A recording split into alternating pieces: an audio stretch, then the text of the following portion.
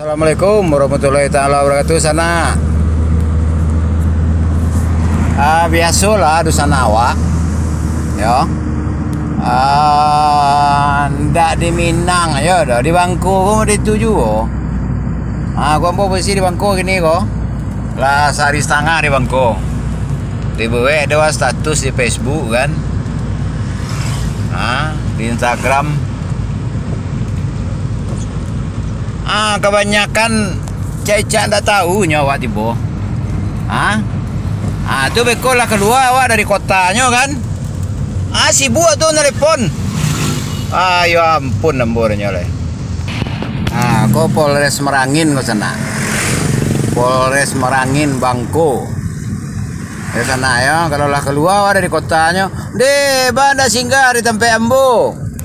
Onde, kalau tahu ambo, tu modenya tu rawa di Minang tu kan,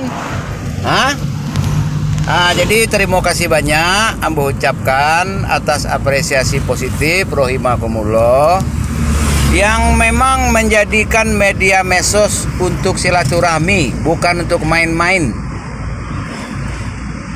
Ya, terima kasih yang menanggapi positif. Mudah-mudahan yang mengelicik itu insaf, tobat lah ya dari kepura-puraan di medsos tuh. Berarti sana, suai nak sana.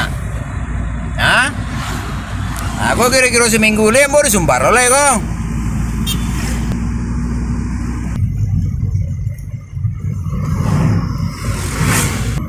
Yo indah kota Bangko ke sana.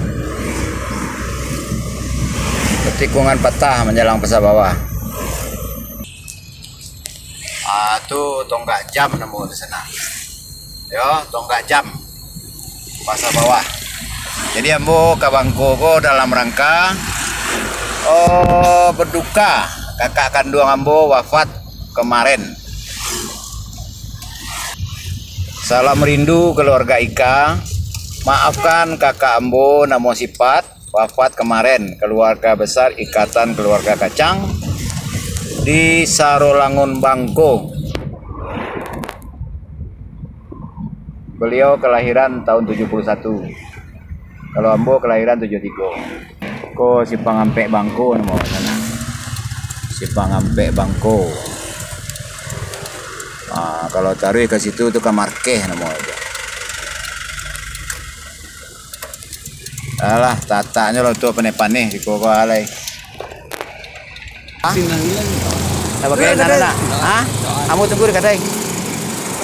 Iya, tuh Om Cuy. Terminal angkutan desa Bangko.